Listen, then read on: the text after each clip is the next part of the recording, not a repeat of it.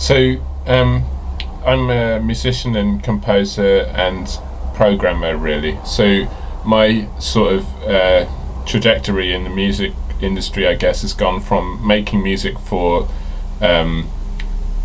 things like advertising and radio, then going into video games, making music for video games, and as I was doing that, I was kind of getting increasingly more involved in technology and music, and delivering music in ways that was kind of more that was doing things with music in the way it was delivered that was more unusual. And then from video games, I started to get involved in making music for apps, and thinking about what are the possibilities that you have when you make music specifically for apps. And that was when I joined this company called RjDj, which have been involved with and made a series of kind of, I'd say kind of pioneering ways of using the iPhone, really, to deliver music experiences which do all kinds of crazy stuff. Maybe we can go into that a bit later, but so I guess what I do with music is very unusual, really. It's quite progressive in the use of technology, and also the distribution kind of method, the idea of what you're trying to kind of think of as the product, what the music product is. So, for instance, we sell apps as a new format of music, or we think about distributing music as software instead of it being an MP3, like a static file. That we think about it being a dynamic piece of programming which can change all of the time and do all kinds of crazy things based on what the user is doing.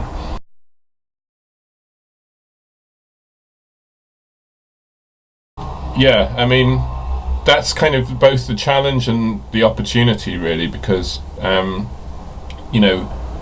the beginning of when the iPhone happened, for instance, it was sort of the first chance that you had a way of giving a listener an experience that's in their pocket, like an iPod, so they can listen to it anywhere. But you had all of these different possibilities that an iPod itself didn't have. So you knew what time it was. You knew, because it's got an internet connection, you know what weather it is at the place where the person is, because it's got a GPS connection. It's got an accelerometer in it, so you know that they're moving a certain amount, so you can maybe make the music relate to how they're moving. It's got a touch screen, so that you know if they're physically interacting with it. Loads of different things about, it's got a microphone on it, so you know if they're in a loud environment or a quiet environment. You can sample sounds from the environment around them in real time and do all kinds of crazy stuff with that. So suddenly all of these new possibilities just arrive because of a piece of technology which is out there and in the hands of millions of people.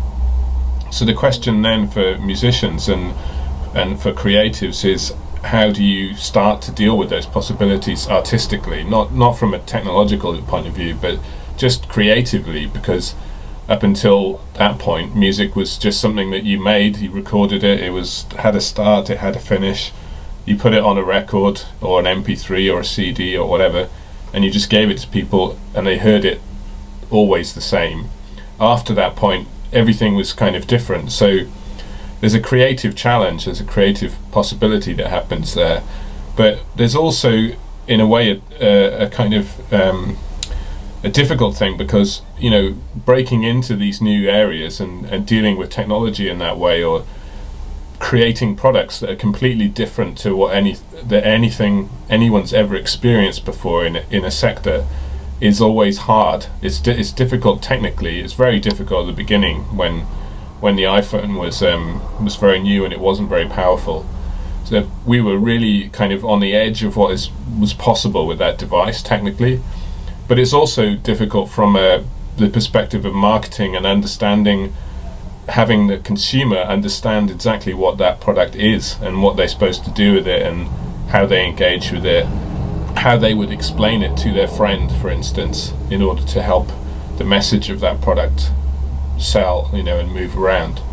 So it's always, I think it's always very exciting to be on the edge of possibilities, but it's also very, very challenging as well.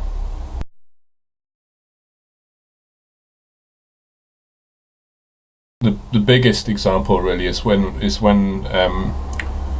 in 2010 we worked with Hans Zimmer, who is a composer in Hollywood, who was then working on the movie Inception, and they were just about to kind of release the DVD of it. This was after it came out in the cinema, but as it came out in the cinema, we sort of realized that it was kind of the perfect vehicle to explain the types of things that we were exploring artistically in our company. So we got together with Hans and also with Chris Nolan, the director, and kind of had this idea of an app which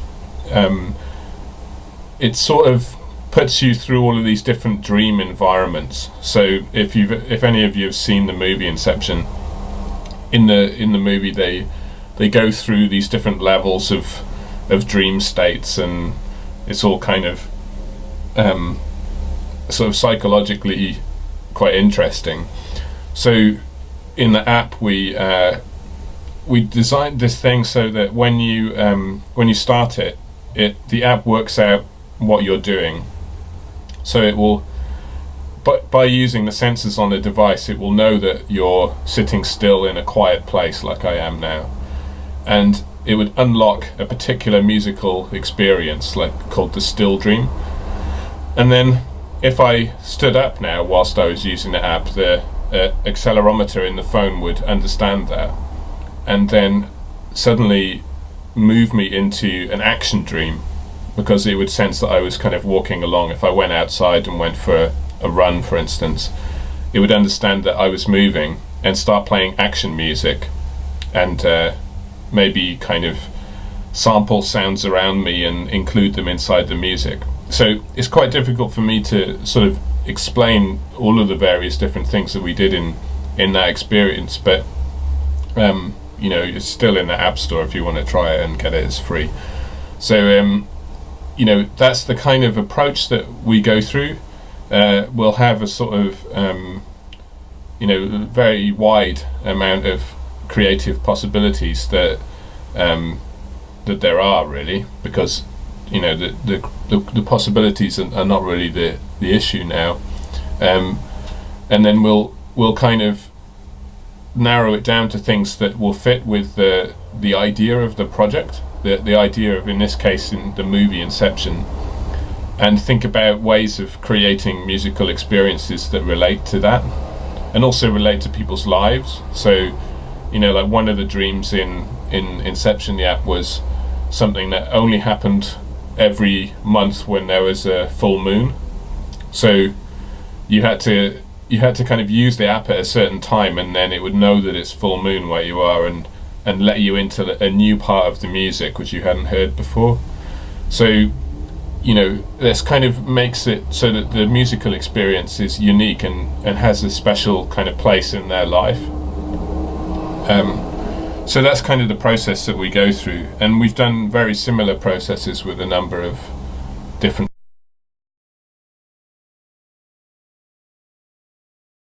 Yeah, I think so. I think the reason why people want to work with us really is because we're doing stuff which they have somehow kind of respected in the past, in a way. Or we, you know, at the early days, we were just showing stuff to people, and they were kind of, you know, and we were sort of explaining the possibilities, and then they would kind of say, "Oh my God, that's crazy! You know, we should do something." Like the Zimmer and Nolan thing happened because the CEO of the company, Michael, had a connection to Hans Zimmer and showed him a load of stuff, and then he kind of jumped on board with it.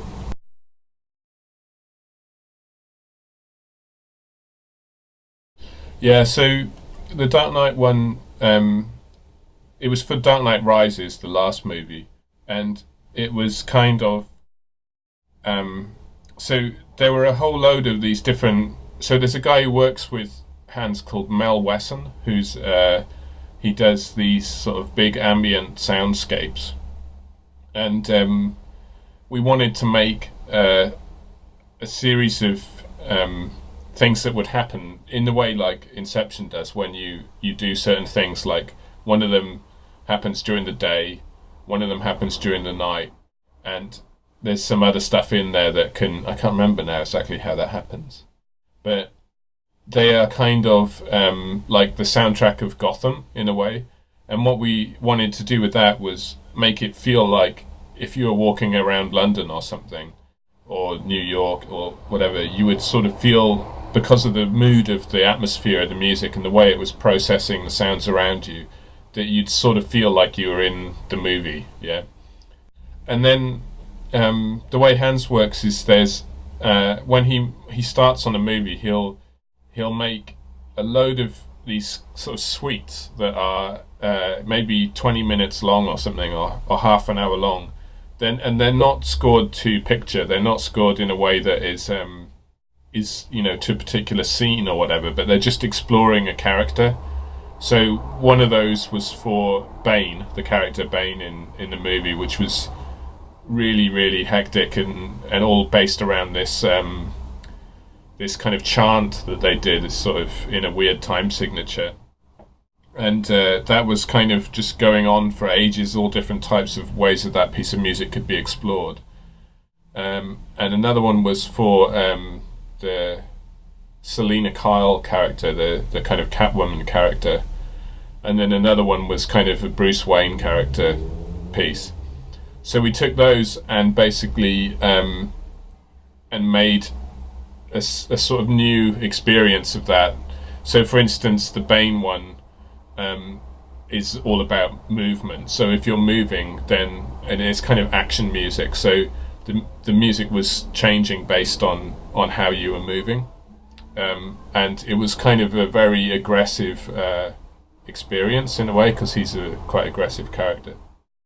And then the Selena Kyle one, she's kind of like a cat, yeah, and kind of slinky and everything. So we were sort of trying to make sounds around you feel like they were doing that kind of stuff in a way. And then I think the Bruce Wayne one, the piece is really about how he kind of sacrifices himself. So that was very subtle what we did there with kind of the processing of the music or the sound effects.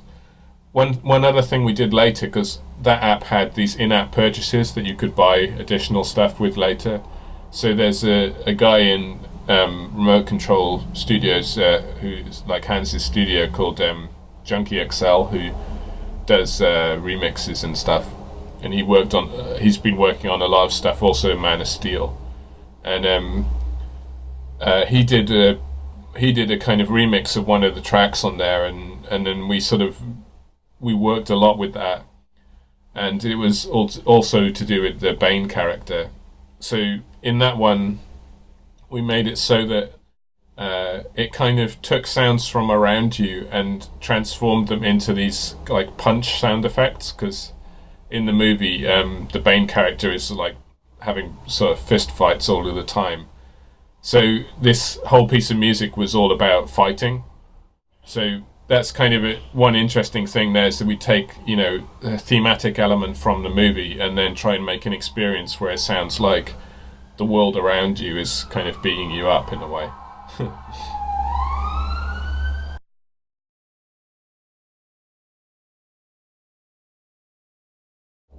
I don't know really where it comes from, but in the 80s, yeah, I'd hear kind of remixes that would happen, and I knew that I didn't understand recording technology or composition even, yeah, but I knew that in the studio there was a world of music that was not kind of frozen into a mixdown. And when I started to hear people like Trevor Horn or Steve Lipson and people like that, doing these crazy long remixes of tracks, and I would sort of hear, actually it could be put together in all kinds of different ways, this music. And it sounds stupid to say that. I mean, of course it could do that. But at that time, I sort of thought, well, like, why does music, why do you have to make these kind of definitive versions of music and then like release them like that? And I always wanted to explore ways that music would adapt and kind of be different based on the experience, and also that you could say, instead of making a track like you know, like a kind of pop song or something which was finite and is like the definite version of that, that you would say, well, this is actually like a world of music, and is, you can go in there and explore it in loads of different ways, and you can sort of find secret things in there, or make it kind of your own in some way. And that's what led me from doing what I'd say is like linear traditional music to try and push it more and more towards what I'm doing now. And I think like the process of actually getting to meet the people who would give me the chances to explore that really was just trying to do it. And so, you know, when I first started to do anything that was in the world of games or in reactive music in any way, I really didn't know how to make that stuff, and I was just kind of doing weird sort of interactive projects that experimented in that area. And I was, you know, as I was doing it, I was kind of documenting it all on a blog and kind of tweeting about it, because I wanted to find people that were doing the same stuff. So, you know, I just sort of was just documenting what I was doing and just talking to various people, and that's basically how people found me, and that's how I ended up just getting involved in different projects, and then eventually, you know, RjDj, the company that I work at, they basically employed me via Twitter, really. So that's kind of how the connections happened.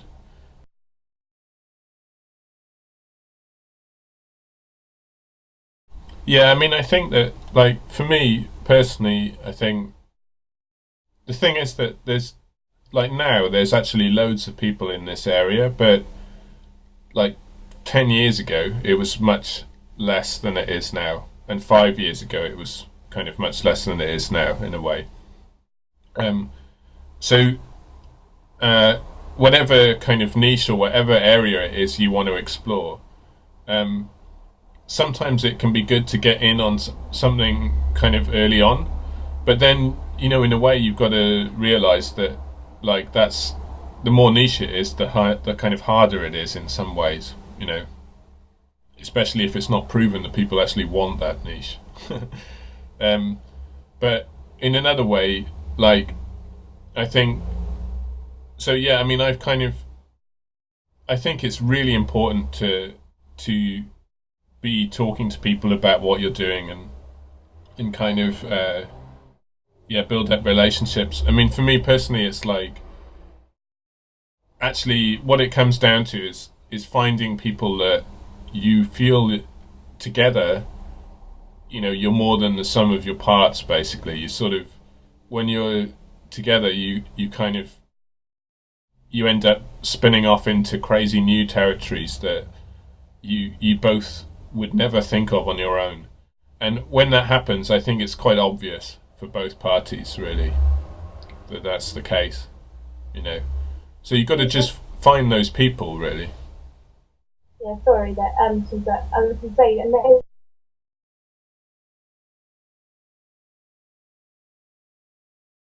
Yeah, I mean, I think the idea of, you know, social networks and all kinds of, you know, ways of reaching people is amazing, in that you can really have a kind of connection to loads of different people. And I think, you know, Twitter and Facebook and all of that sort of stuff is good in terms of, I think it's good at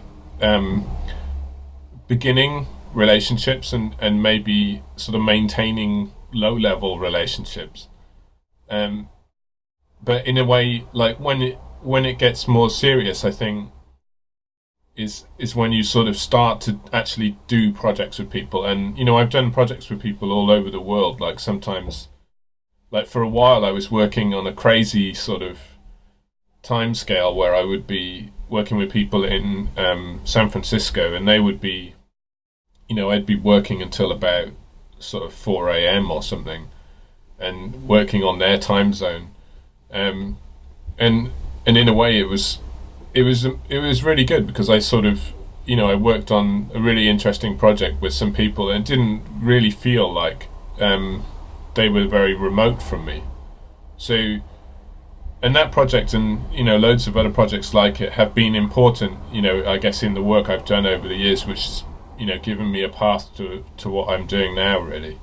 So yeah, it's brilliant to do that, especially with music in a way. And there's loads of opportunities there now. Like, I saw Ohm Studio recently, the guys from Ohm Force are releasing this, online collaborative door where you can just go in and open a project and start jamming out ideas, and a load of other musicians will come in there and contribute their ideas, and you can leave it open, or you can invite individuals and build up a piece over time.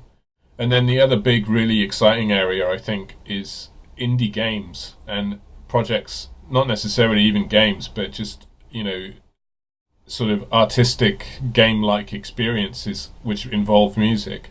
And that whole area is really expanding at the moment, and there's loads of people that are just up for doing projects, So that would be, because that's one other key thing I'd say as well, is that my first introduction into the games industry was through doing a mod.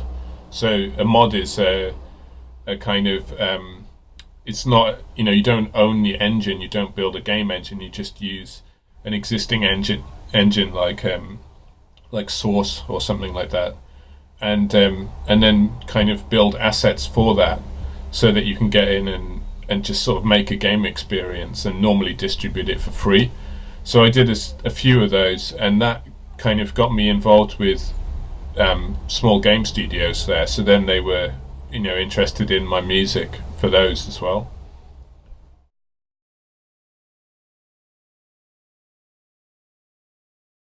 So I'd look at the industry you want to get into specifically. So if it's like, sort of, for instance, if it was video games, music for video games, look at what's going on in that now as a kind of, in a way, the interesting stuff. And I wouldn't worry about it being like very commercial. So if it's music for video games, you could look at some interesting projects there and think about the skill sets of the people who are making that happen. Then sort of, if you can, like, the best thing I think for an employer is someone who's actually made one of those projects. And just go out there and just find a team, or make a team with people and it doesn't matter if you're collaborating with programmers or even musicians who are more like programmers like me, really. Or if you learn that stuff, like if you're learning Max or PD, or you even learning like Unity and stuff like that, or learning how to make interactive stuff if you wanted to get into this type of area.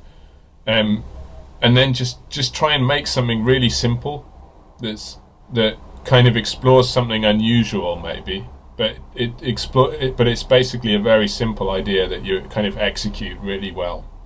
And that's just an amazing thing to have on a portfolio, really, when you start, because it sort of shows, in a way it shows the most important thing, which is not that you can actually do what you need to do on the job. Nobody can do that, really, but it's that you can take on the challenge of like learning a load of stuff and get it to the point where you can deliver something that is kind of good. and you don't have to know everything about it. Like, you know, when I started at RjDj, I had 2 months to learn like the massive load of kind of programming stuff and software development iteration processes in order to deliver an app for Little Boots actually at that time. And that was just mad. It was just a crazy process. But I think that's and so it can kind of be scary, but I think that's the good best thing to do really, is sort of have a project. And if that's part of the course, if that's part of the work that you're doing anyway, that's even better really. Yeah. And I'd also say, like, there's no harm now in saying, like, if you feel like you're interested in something and you want to get into it, just start, you know, positioning yourself as that person who does that stuff. And like everyone on Twitter who's in that field, you should be following them and seeing what's going on there, and they should know you as well. You know, you want to sort of start to get into that really.